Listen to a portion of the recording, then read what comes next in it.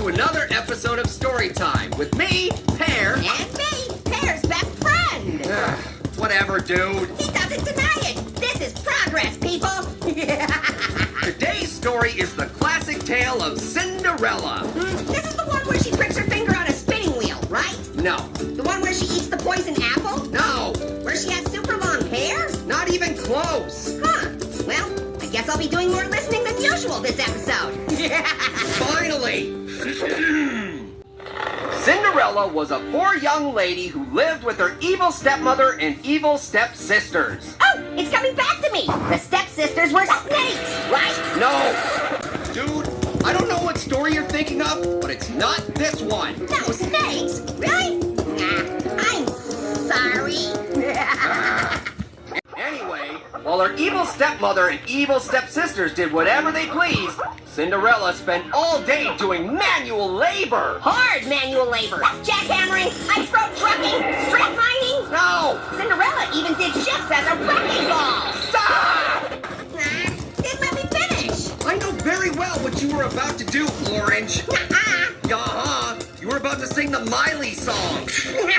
That's preposterous. Besides, Cinderella wasn't doing jobs like those. She was working around the house, scrubbing floors and washing dishes, and she was never allowed to leave. Oh, gotcha. One evening, her evil stepmother and evil stepsisters left for a ball. A ball, you say? Not a wrecking ball. It was a royal ball, with dancing and music and fancy dresses. But Cinderella had no fancy dress, so she couldn't go. Well, that's so sad. I don't like this story. Well, then you're in luck, because it's about to get way happier. You mean? Yes, Cinderella gets to go to the ball after all.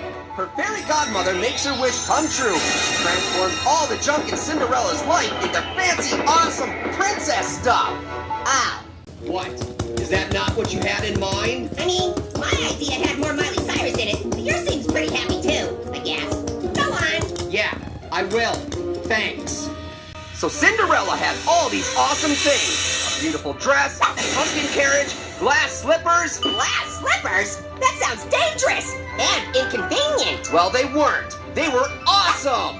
The one catch was this. Cinderella had to be back before midnight, because that's when the magic spell ended. Also, midnight's when the werewolves come out. There are no werewolves in this story, Orange. No wrecking balls, no ice road truckers, and no werewolves. This is a classic fairy tale, and you are not going to ruin it. Okay, fine. We'll tell it how you like it told. So Cinderella arrived at the royal ball and entered. Like a wrecking ball! Prince Charming went over to Cinderella and they started dancing. And they kept dancing. All the other ladies at the party were getting super jealous, especially her evil stepmother and stepsisters. Yes, I suppose they would be jealous. They are people, not snakes. Okay, whatever you say. Anyway, Cinderella and Prince Charming danced the night away and she lost track of time. Suddenly, the clock struck 12 and she had to book it. Because of the werewolves. No!